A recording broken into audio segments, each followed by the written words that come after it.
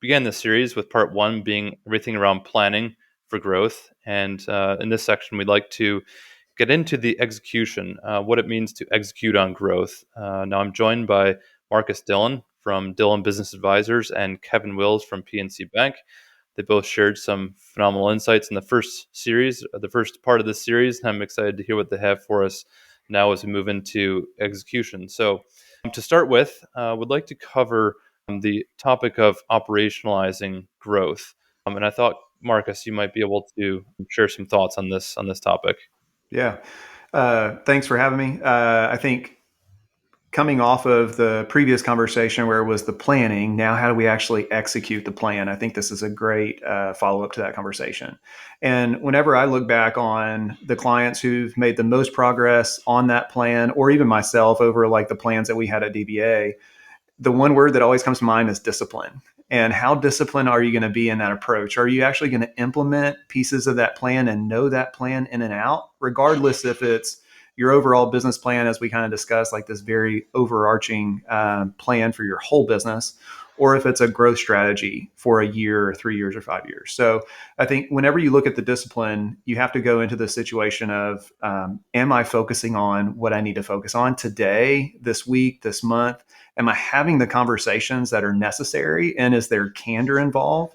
I know that candor becomes a part for all physicians whenever it comes to both team and clients. So getting your point across in a loving and caring way, but then also making sure that that turns into the goals that you have. And maybe those are around growth. And then finally, what actions do you need to be a part of? What can you delegate to others? I think is another one to think through. But where are you fully present in that plan at any given moment? That way that plan does become achievable whenever we look at it. That's great. That's awesome. I love the point about being disciplined. It requires structure. If it's going to be operationalized and operationalized effectively, there has to be structure when executing on that. It's so critical. Now, as we also covered in the previous segment, as far as growth goes, part of that growth might entail additional locations. Might entail additional team members. So, wanted to get some thoughts from you, Kevin, around what's to be considered as far as managing locations, managing perhaps more than just one team, one site, but multi-site. There's certainly risk attached to that. There's a lot to be considered around that multiple location management. So, what can you share with us on that? Yeah, no, great to be with you both again. That's certainly a very large topic. And, even thinking back to, the first question, Marcus did a really nice job there, but, thinking it's really about that people component. And I think that's for most every business. When you look at the three of us, I mean, Bruce, you build buildings, but, for Marcus and I mean, we're in the services business, but you're a service business too, right, Bruce? And so Absolutely.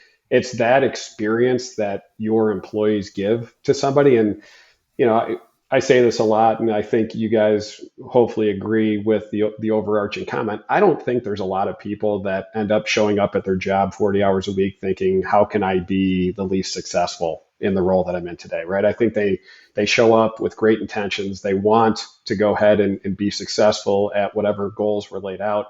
And so I do think as you think about the operational side of the growth plan of just having those clear goals, Marcus, I love that you talked about candor as well. I think that is the accountability piece of here's the expectations.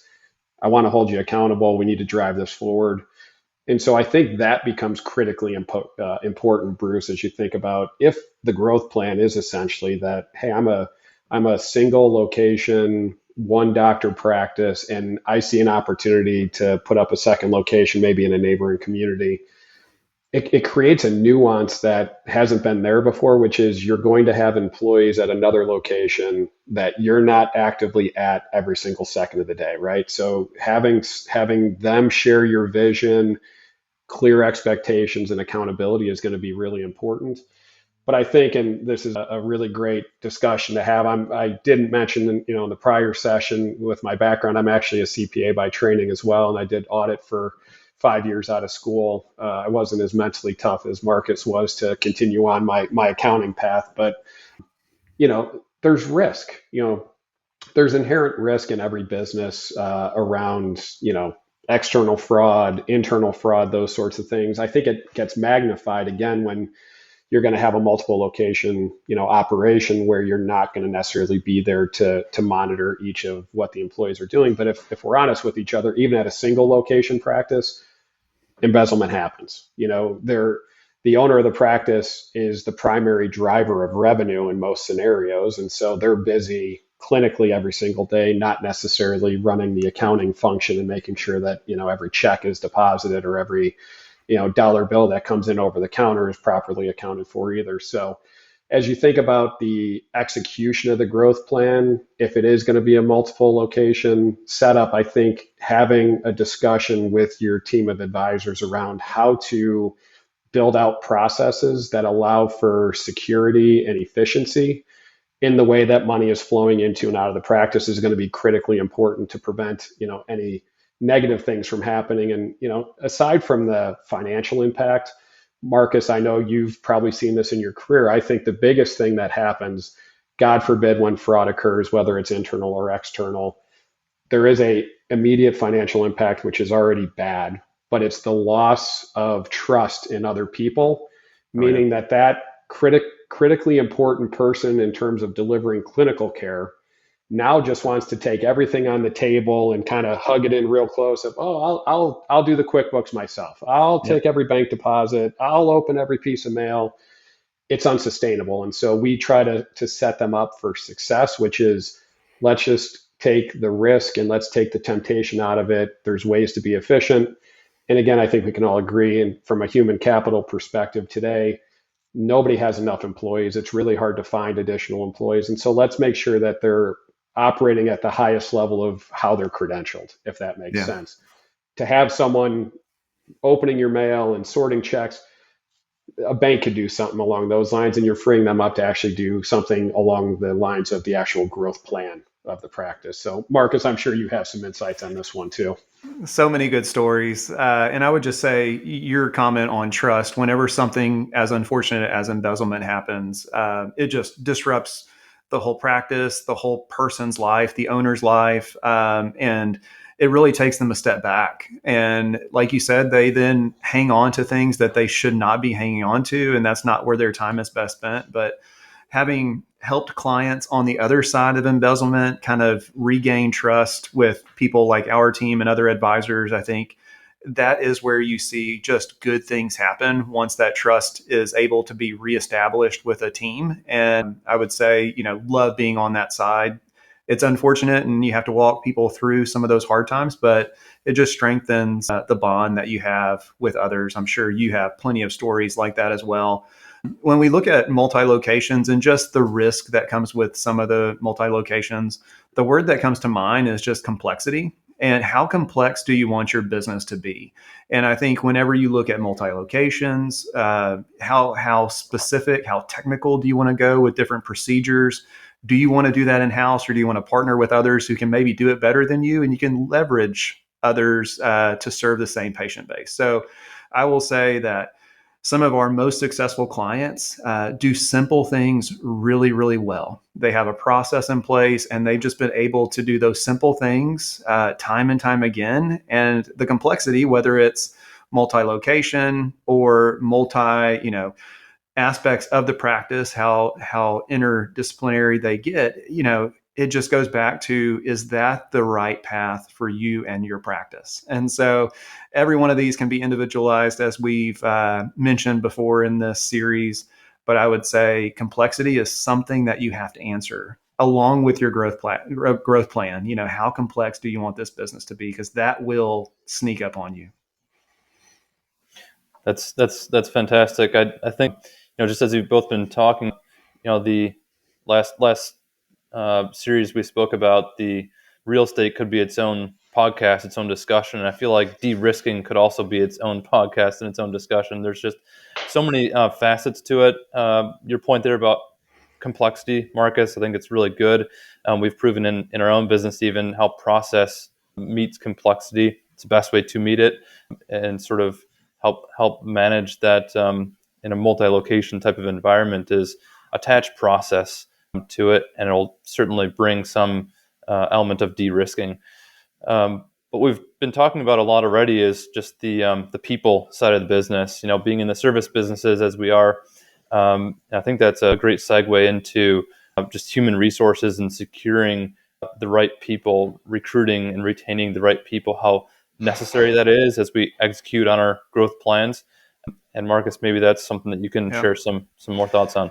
Yeah, we're all in the people business, regardless of if you build buildings, if you are in the banking industry, if you actually see patients within a specialty. So, and people make it complex, people make it messy, and that's the fun of life, is those relationships that you have with your people.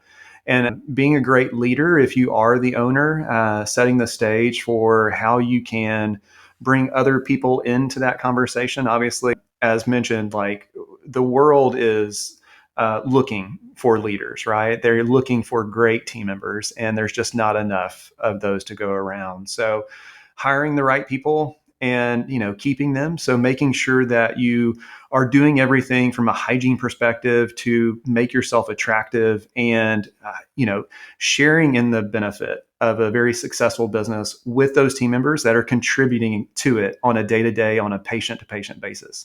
So looking for ways to get back, that can be something as big as like a benefits plan, or all the different 401k and profit sharing and all that fun stuff, or it can just be a great work environment, somewhere that team member is going to wake up and not stress out about going every day, because most of these businesses, you do have to show up, and you have to show up every day with other team members to serve a patient base. And the other thing that we're seeing is, given the maturity of the business and the stage of life of maybe the ownership, are those succession planning considerations. And the stronger team you have in place, the easier that succession is going to be. And hopefully along the way, you attract somebody that actually wants to take this business and run with it. And if not, if maybe another type of succession event, a DSO or some other type of corporate exit is in your plan, that buyer is also going to be very interested in your team. So regardless if this is going to be something you shut the door one day and lock it and send everybody home, if this is going to be an internal succession where somebody takes over, or if this is going to be a corporate exit, regardless, team is so important in every one of those aspects. Yeah, it's spot on. And I think one of the real challenges as you think about most practices, I mean, it's kind of a handful of different roles that reside in there. And it's also about, how do those employees want to see themselves grow within the confines of the four walls of the practice? That's even something, we're a little bit more blessed on that front. PNC being 57,000 employees at this point, we have a lot of different job profiles here. But, one of the things that we've really spent a lot of time in here in the last, 4 to 5 years is all around having those development discussions with each and every employee here at the bank, figuring out what the ambitions are and investing in their career growth and their career development. If there's courses that they identified that they want to be a part of, really helping them build a pathway to seeing, hey, I'm not just going to be at the front desk, for instance. I see a pathway to me even getting on the clinical side, which is really where I want to be. That's what's going to keep them there, is them seeing that it's a career, it's not a job. And I think you guys probably talk about that a lot with people in your respective businesses as well. And that's what we want to show every employee, is that you can have an entire career doing many different things here if you want it. And part of that is us helping you make those intentions known. And so I think that's a big piece. We certainly have seen some more financing requests on the partner buy-in. Marcus, you were alluding to the succession planning. We've got a lot of practice owners that certainly in the boomer generation are getting very close to the next step of their career, which is probably exiting in some way, shape, or form, whether that's slowly over time by selling off in chunks, or just doing it all outright with 100% sale of the practice. But also another really, I think critical strategy, especially if you're in kind of growth mode on that growth plan, is if you've got really great associates in the practice that are helping drive the growth within the plan, you've got to find intentional ways of making sure that they're staying as part of the practice. That will derail any growth plan, as if we start, losing key providers within the walls of the practice. So I think those would be the two keys for me. Yeah, no, that's so good, and I think the way you started that with development and training, whether it's PNC, Apex, or DBA, or a physician listening to this podcast, if you don't provide opportunities within the four walls of your business, then you can't be upset when those team members look outside of your business for their next chapter. And I think constantly reinvesting in team is something that is just as important as like growth numbers because they're going to do better work and serve patients in a better way. And I would just say double down whenever you can when it comes to team and investing in team, and your ROI on that's going to be way more than you would ever expect. It's good. Well So said. much of this, what you've both been covering, really comes down to leadership, and it sounds cliche, no doubt, but being intentional with the way that you're leading, whether you're the business owner or part of a physician group that's owning and leading a group, and it really just points out how critical it is, how important it is to be better at that, being a better business owner, being more intentional. What sort of thoughts do you have, Kevin, around what that means to be better at business, perhaps now than previous? It seems like there's such a shift in the last, in recent years, in the need for being sharp and being intentional, being better in the way we're leading our businesses. What are your thoughts on that? Yeah, I think, something that we haven't touched on, but is certainly happening broadly across the spectrum of healthcare, whether we talk about dentistry or physicians or veterinary, whatever, there's certainly been a lot of consolidation, which has led to more corporate players stepping in, meaning that, the small independently owned practice that sits on one corner may be up against another practice on the exact opposite corner that has a full marketing team, a full accounting team behind them. They've got every conceivable, resource available to them. And I think what they need to do in regard to that business owner of being intentional now. I know that the old saying of kind of the three P's: people, process, product. Product usually doesn't exist here in healthcare. So I talk about procedures, clinical procedures, getting those three things aligned, ensuring that you're not one of 20 practices within a 5 mile radius that becomes a yeah, me too. And so identifying where are the opportunities, building a plan around how do I capitalize on the opportunities that are there, and ensuring that I have the right people alongside of me to go ahead and drive those results. I think that's incredibly, critical. I think the struggle is we all see it, and I get it. And Marcus, I think you touched on it maybe in the first segment. I mean, all the people that we work with, the practice owners, they went to school to be great clinicians. They clearly want to spend more time delivering clinical care than they want to spend on the operations side of the business. And I touched on it towards the end of the first segment around kind of the key takeaway, which is being super honest. Sometimes being a better business owner is being honest in terms of your capabilities. And if you don't feel you have the capability to implement or be the person driving a portion of that growth plan, find the right person to bring in that can do it. Realistically, there's probably already someone already in the practice that would be happy to take that on, as we talked about career development previously as well. I think this being a better business owner today is, I'm sure generations before us would say it was just a time back then to be a great business owner, but we're really feeling it right now with the different aspects that we can't control around inflation and what maybe competition is in the market. And, Kevin, you brought up competition in our own industries. But what we're seeing as buyers in the market, these physician practices are up against Amazon, Apple, and just a customer service. What people have come to expect in the days of DoorDash and Uber and all of that, you go into a practice that doesn't have online scheduling or some of the different pain points that really stick out. And now customers or patients are going to opt in to a less friction environment in how to do business. And I think that's what everybody is up against, regardless of your service or your product. So that's where I would say, like, yes, you have to be better than ever.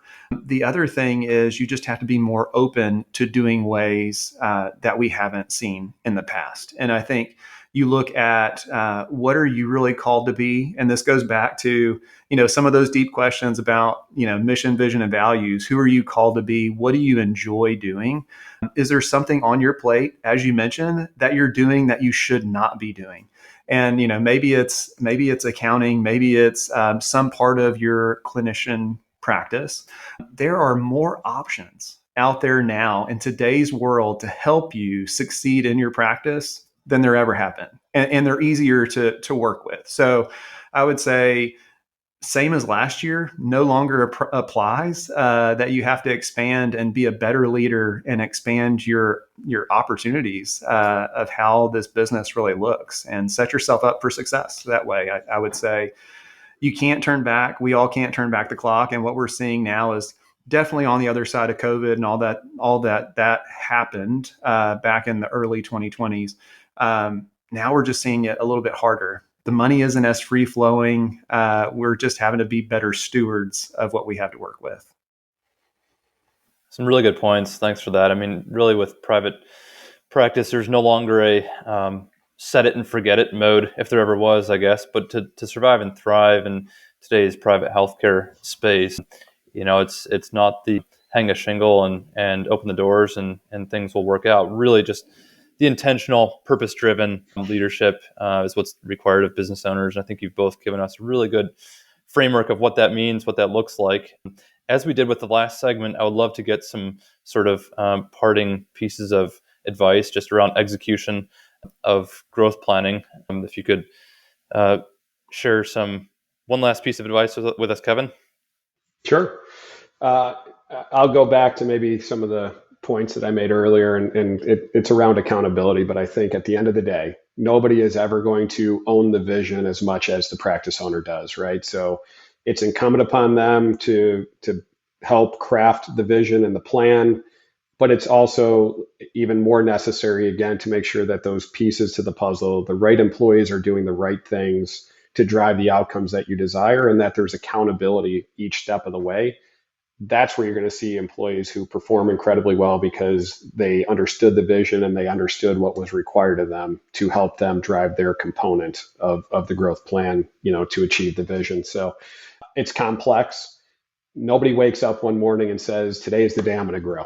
I've been waiting for this day. I'm finally here. I don't really have a clear-cut vision for it, but I'm just going to start growing today.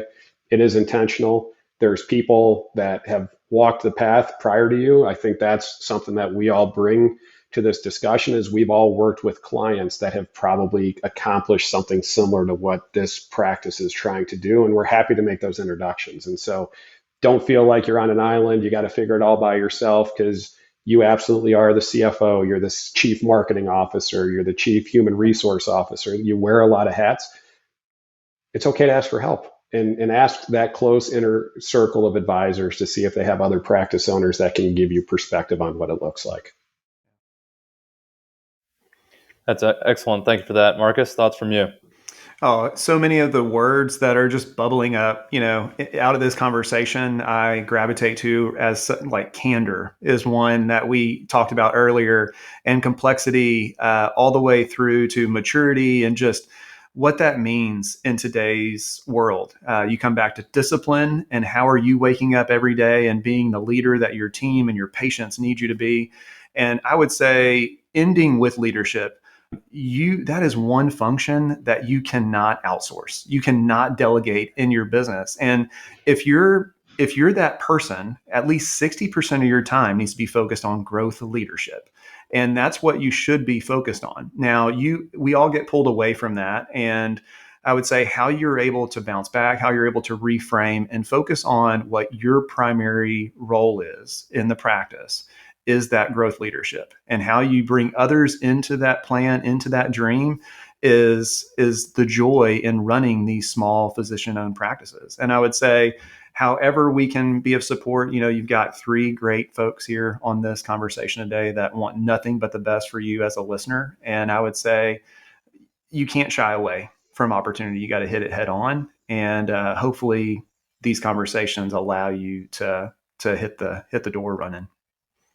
That's good. That's really good. Well, for our audience, I'm sure everyone took away some really good insights here that hopefully will result in plans not just being plans on the shelf, but rather moving into the execution phase as well, and realizing that growth that you've been aiming for. So again, thank you, Marcus. Thank you, Kevin. Really appreciate you both joining us in this two-part series, and thank you to the audience for joining us.